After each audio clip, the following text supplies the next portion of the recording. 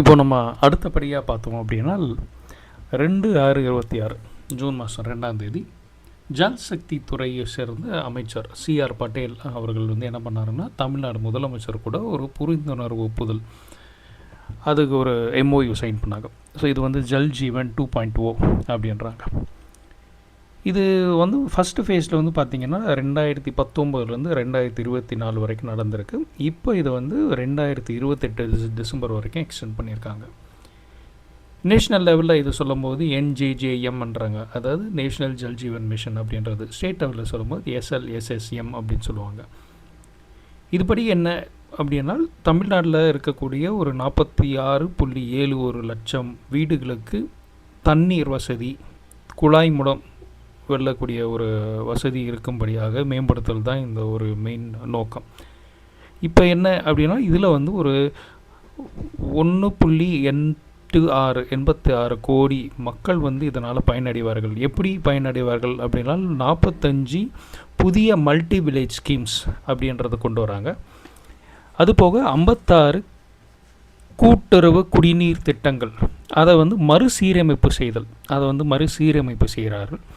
அதுபோக 21.258 ஒற்றை கிராமத்து திட்டங்கள், அதாவது சிங்கிள் வில்லேஜ் ஸ்கீம்ஸ், இதுக்கு எல்லாமே வந்து இதுபடி இந்த விஷயங்கள்லாம் இதில் நடத்திட்டுருக்கு. இதில் நமக்கு இதோடைய மொத்த அமௌண்ட் எவ்வளோ அப்படின்னு பார்த்தீங்க அப்படின்னா ஒரு 18,123.05 கோடி. இதில் நேஷ்னல் சென்ட்ரல் கவர்மெண்ட் வந்து நமக்கு எவ்வளோ கொடுக்கும் அப்படின்னா 9,025.68 கோடியும், தமிழ்நாடு கவர்மெண்ட்டு 9,097.37 கோடியும் இதில் கொடுப்பாங்க. இப்போது இந்த ஒப்புதல் சைன் ஆனது இல்லையா, இந்த எம்ஓயு சைன் ஆனதுனால நமக்கு தமிழ்நாடுக்கு உடனே கிடைக்கக்கூடிய அமௌண்ட் தொகை எவ்வளோன்னு பார்த்தீங்கன்னா 2,127.27 கோடி நமக்கு உடனடியாகவே வரும். அதனால் இந்த ஒரு நல்ல விஷயத்துக்காக இதை வந்து ஒரு பாசிட்டிவாகவே நம்ம எடுத்துக்கிறோம். அடுத்த விஷயம் நம்ம என்னன்னு பார்த்தோம் அப்படின்னா 4th அன்னைக்கு ஒரு எம்ஓயு ஒன்று சைன் பண்ணியிருக்காங்க எல்என்டி கூட.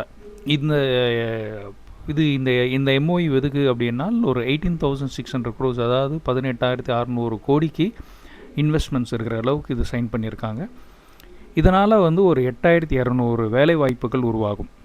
இதில் என்னென்ன பண்ண போகிறாங்க அப்படின்னா ஃபஸ்ட்டு காஞ்சிபுரத்தில் ஒரு 15,000 கோடிக்கு வந்து அதோட முதலீடில் ஒரு 500 ஜாப் க்ரியேட் ஆகும். அது எதுக்குன்னா டேட்டா சென்டர் எக்ஸ்பேன்ஷன். அதே மாதிரி கோயம்புத்தூரில் ஒரு 2,500 கோடி முதலீடில் 2,000 ஜாப், இது வந்து எலக்ட்ரானிக் டிவைஸ் ப்ரொடக்ஷனுக்கு உருவாகும். 3வது திருவள்ளூரில் 1,100 crores 1,100 கோடி இன்வெஸ்ட்மெண்ட்டில் முதலீட்டில் ஒரு 5,700 வேலைவாய்ப்புகள் உருவாகும். இது என்னென்னா காட்டுப்பள்ளி ஷிப்யார்டு ஒன்று அங்கே உருவாகிறதா இருக்குது. இப்போ இந்த 3 விஷயங்கள் எல்லாமே வந்து தமிழ்நாடோட 1.5 ட்ரில்லியன் எக்கானமி அப்படின்னு சொல்கிறோம் இல்லையா 2036, இதை நோக்கி தான் இது எல்லாமே போகுது. அதனால் இந்த விஷயத்தை வந்து நம்ம வந்து ஒரு பாசிட்டிவாகவும் எடுத்துக்கிறோம். அதே நேரம் இதை வந்து ஒரு பெண்டிங்லேயுமே நம்ம இதை போடுறோம். அடுத்தது தமிழ்நாடு பவர் டிஸ்ட்ரிபியூஷன் கார்ப்பரேஷன். அவங்க என்ன பண்ணாங்க அப்படின்னா 2000 இடையிலான ஒரு 379 பேர் வந்து அசிஸ்டண்ட் எக்ஸிக்யூட்டிவ் என்ஜினியர்ஸாக வந்து நியமிக்கப்பட்டிருக்கிறார்கள். அந்த டைமில் ஜாயின் பண்ண இவங்களை இப்போது வந்து ஒரு எக்ஸிக்யூட்டிவ் என்ஜினியர்ஸாக ப்ரொமோட் பண்ணியிருக்காங்க. ஒரு மொத்தம் 379, அதில் முதல் கட்டமாக ஒரு 300 என்ஜினியர்ஸை ப்ரொமோட் பண்ணியிருக்காங்க. இது வந்து இவ்வளோ ஒரு ஹியூஜ் நம்பரை இது வரைக்கும் ப்ரொமோட் பண்ணது இதுதான் முதல் தடவை வரலாற்றில்.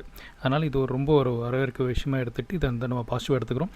முக்கியமாக இதை பாசிட்டிவாக எடுக்கிறதுக்கு விஷயம் என்ன அப்படின்னு பார்த்திங்கன்னா இதில் எந்த விதமான ஒரு சிபாரிசோ பணமோ வேறு எதுவுமே இல்லை. அதாவது நேர்மையாக நடந்த ஒரு விஷயமாக இதை எடுத்துக்கிறோம். அடுத்து ஒரு சிறப்பான ஒரு இது என்ன அப்படின்னா ஆன்லைன் ரெஜிஸ்ட்ரேஷன் அப்படின்ற ஒரு இதை இம்ப்ளிமெண்ட் பண்ணாங்க 7/6/26 அன்னைக்கு. இதனால் என்ன அப்படின்னா ரெஜிஸ்ட்ரேஷன் ஆஃபீஸ், அதாவது ரெஜிஸ்ட்ரார் ஆஃபீஸ், சப் ரெஜிஸ்ட்ரார் ஆஃபீஸ்ன்னு சொல்லுவோம் இல்லையா, இதுக்கு யாரும் போக வேண்டியதில்லை. அப்போது உங்களுடைய first sale of flat, first sale of flat, இல்லை நீங்கள் தமிழ்நாடு வீட்டு வசதி வாரியம் அவங்க மூலிமா நீங்கள் ஏதாவது ஒரு இது வாங்குறீங்க அப்படின்னாலும் சரி, இல்லை சில நேரங்களில் வந்து வங்கியில் வந்து நம்ம கடன் வாங்கும்போது அதுக்கு வந்து நம்ம அடமானம் வைக்கணும் நம்ம பத்திரத்தை. அந்த மாதிரி விஷயங்களும் தெரியும். இது இந்த மாதிரியான எந்த விஷயத்துக்குமே வந்து நம்ம சப் ரெஜிஸ்ட்ரார் ஆஃபீஸ்க்கு போக வேண்டிய அவசியம் இல்லை. இது எல்லாமே வந்து ஆன்லைன்லேயே செய்யலாம். ஸோ இதில் வந்து 24/7 365 நாளுமே இது வந்து நம்ம அழகாக நம்ம இதை நம்மளே சொந்தமாக பண்ணிக்கலாம். இதில் வரக்கூடிய நம்ம விட்னஸ் இருக்காங்க இல்லையா, அவங்க அது எல்லாமே வந்து ஆதார் மூலியமாகவே வந்து நம்ம என்ட்ரி பண்ணிக்கிறோம். இதனால் என்ன ஒரு பெனிஃபிட்னால், நிறைய தேவையில்லாத இந்த செலவுகள் இருக்கும். அங்கே போய் அவங்களுக்கு காசு கொடுக்குறது, இவங்களுக்கு காசு கொடுக்குறது அப்படின்றது. அது மட்டும் இல்லாமல் நேராக நம்ம அங்கே போகிற ஒரு சிரமம் இருக்குது. இது எல்லாமே வந்து இதனால் தவிர்க்கப்படும். ரொம்ப நல்ல விஷயம். அதனால் இதையே நம்ம பாசிட்டிவாக எடுத்துக்கிறோம். அடுத்தபடியாக பார்த்தோம்னா 9ஆம் தேதி அன்றைக்கி என்ன பண்ணியிருக்காங்க அப்படின்னா, ஒரு ஒரு டீம், ஒரு மானிட்டரிங் டீம் ஒன்று, பெட்ரோலிங் டீம் ஒன்று உருவாக்குனாங்க. அதில் வந்து ஒரு 10 டீமாக உருவாக்குனாங்க. அது இல்லாமல் ஒரு 125 ஸ்பெஷல் பெட்ரோல் வெஹிக்கிள்ஸ் அதையுமே இது பண்ணாங்க. இந்த special power restoration petrol vehicles, இந்த மானிட்டரிங் டீம், இவங்க எதுக்காக அப்படின்னா, நமக்கு நிறைய நேரம் நம்ம பார்ப்போம், இரவு நேரத்தில் திடீர்னு கரண்ட்டு போயிடும்.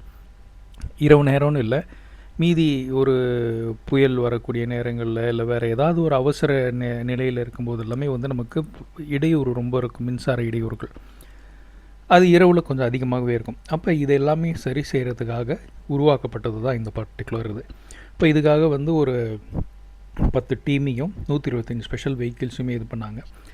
இது கூட இன்னொன்று என்ன சொல்லியிருக்காங்க அப்படின்னா, இப்போது வந்து நம்ம கரண்ட்டு இல்லை, இந்த மாதிரி ஏதாவது ஒரு ஃபியூஸ் போயிடுச்சு, ஒரு இடையூறு அப்படின்னா நம்ம வந்து கால் பண்ணுறதுக்கு ஒரு 70 யூனிட்ஸ் இருக்குது. இப்போது 70 நம்பர்ஸ் இருக்குது. இது ஃபியூஸ் ஆஃப் கால் அப்படின்வாங்க.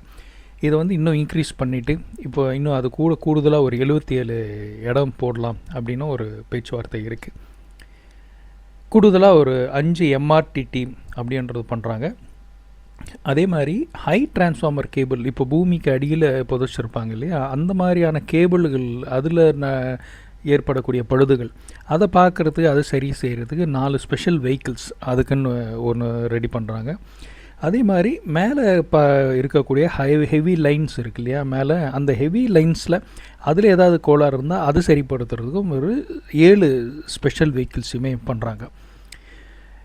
இது கூட இன்னொன்று இப்போ இந்த நம்ம சொன்னோம் இல்லையா, அந்த பெட்ரோல் வெஹிக்கிள்ஸ் இருக்கும்னு, அதில் என்னென்னலாம் இருக்கும் அப்படின்னா, எலக்ட்ரிக் மெயின்டெனன்ஸ்க்கு உண்டான டூல்ஸ் எல்லாமே இருக்கும், சேஃப்டி எக்யூப்மெண்ட்ஸ் எல்லாம் இருக்கும், ஸ்பேர் பார்ட்ஸ் இருக்கும். முக்கியமாக ராத்திரி நேரம் இல்லை வேறு எங்கேயாவது இப்போ ஒரு எமர்ஜென்சின்னு ஒரு எங்கேயோ இப்போ வெளியே போகிறவங்க கூட எங்கேயோ போகிறாங்க வச்சுக்கோங்களேன், சென்னை மற்றும் சுற்றுப்புற பகுதிகள், அங்கே எங்கே போகிறாங்கன்னா பார்ட்ஸ் இல்லை அப்படின்றதுக்காக அது வேலை நடக்காமல் இருக்கக்கூடாது. அதனால் அதுக்கு தேவையான பார்ட்ஸ் அங்கே இருக்கணும்.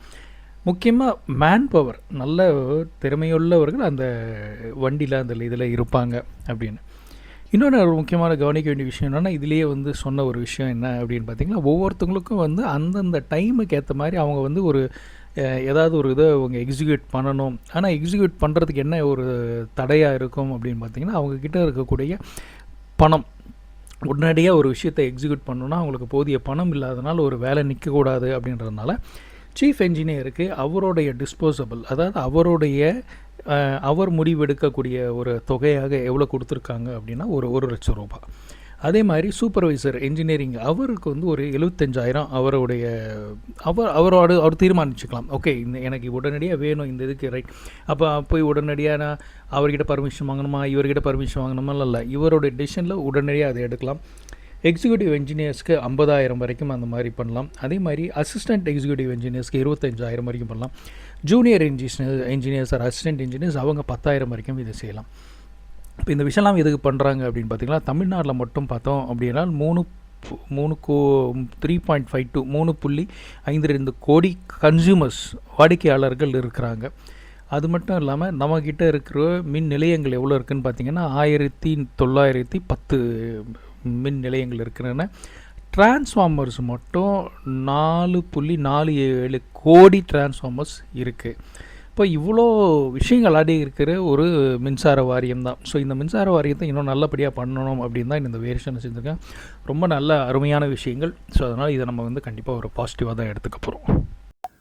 ஸோ நம்ம பார்த்தோம் அப்படின்னா ஜூன் 9 ஒரு 25 வரைக்கும் ஒரு மிகப்பெரிய ஒரு நம்ம சொல்லிக்கக்கூடிய அளவுக்கு ஒரு மிகப்பெரிய ஒரு பாசிட்டிவோ இல்லை ஒரு நெகட்டிவோ அந்த மாதிரி எதுவுமே நடக்காத ஒரு விஷயத்தினால இதோட நம்ம இந்த இது முடிச்சுக்கிறோம்.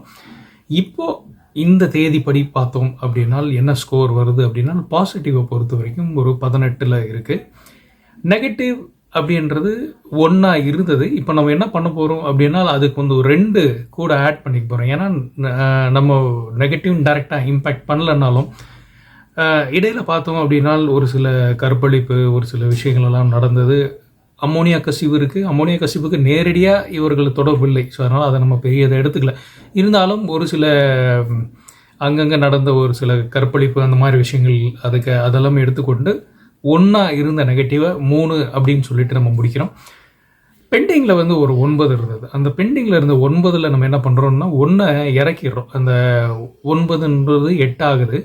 ஏன்னா நம்ம வந்து ஒரு லெட்டர் ஒன்று போட்டிருந்தார் முதலமைச்சர் வந்து இப்போ பிரைம் மினிஸ்டருக்கு, இந்த மாதிரி காட்டனுக்கு உண்டான வரியை வந்து கொஞ்சம் இது பண்ணணும். அதனால் ஒரு டெம்ப்ரரியாக அக்டோபர் 26 வரைக்கும் காட்டனுக்கு உண்டான வரியை வந்து கொஞ்சம் அவங்க வந்து வெய்வ் ஆஃப் பண்ணியிருக்காங்க. ஸோ அதனால் நம்ம அதை எடுத்துகிட்டு அதை வந்து ஒரு இது பண்ணிக்கிறோம். இனிமேல் நம்ம நியூட்ரல் அப்படின்ற இதை எடுத்துடலாம் அப்படின்னு சொல்லிட்டு இனிமேல் நியூட்ரல்ன்றதை எடுத்துட்டு நியூட்ரலுக்கு பதிலாக பெண்டிங்லேருந்து பாசிட்டிவ் வந்த விஷயங்கள் என்ன அப்படின்னு, இப்போ பெண்டிங்லேருந்து பாசிட்டிவ் வந்த விஷயங்கள் இந்த ஒரு பாயிண்ட்டை போட்டு இதோட முடிக்கிறோம்.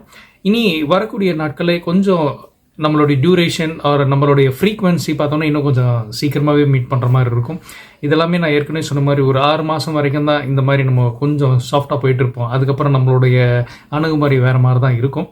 ஸோ கீப் இன் டச், பாருங்கள், உங்களுடைய ஆதரவு கொடுங்க. இதில் வந்து முக்கால்வாசி விஷயங்கள் எல்லாமே நம்ம வந்து ஷேர் பண்ணியிருக்கோம். உங்களுக்கு தெரிஞ்ச ஏதாவது விஷயங்கள், நல்ல விஷயங்கள், இல்லை இது ஏதாவது ஒன்று மிஸ் பண்ணியிருந்தேன் அப்படின்னாலும் இந்த விஷயம் மிஸ் பண்ணிட்டேன் அப்படின்றத எனக்கு சொல்லுங்கள். சில விஷயங்கள் உங்களுக்கு தெரிஞ்சு எது மிஸ் பண்ணியிருப்பேன் அப்படின்னா சிங்கப்பெண்லாம் போடவே இல்லையா, சிங்கப்பெண் வந்து அறிமுகம், அதாவது எப்போ அறிவிச்சாங்களோ அப்பயே பாசிட்டிவ் கொடுத்துட்டோம். ஸோ அதனால் அது இம்ப்ளிமெண்டேஷன் வரும்போது நம்ம அதை கொடுக்கல. அதனால தான். ஸோ அதனால் எதையுமே எனக்கு தெரிஞ்சு நம்ம எதையும் மிஸ் பண்ண மாதிரி தெரியல. ஆனால் மீதி வந்து அன்றாடம் அவர்கள் செய்யக்கூடிய வேலைகளாக தான் இருக்குது. தினந்தோறும் அதே மாதிரி அவங்க பண்ணக்கூடிய மீட்டிங்ஸ் ஆகட்டும், இல்லை ப்ரொபோசல்ஸ் ஆகட்டும், எல்லாமே இருக்குது. ஸோ அதனால் அதெல்லாம் நம்ம ஒரு பெரிய விஷயமாக எடுத்துக்கொள்ளாமல் அப்படியே பண்ணிகிட்டு இருக்கிறோம். ஸோ நல்ல இதாக பார்த்துட்டே இருப்போம். Okay, keep in touch. Thank you. Bye by.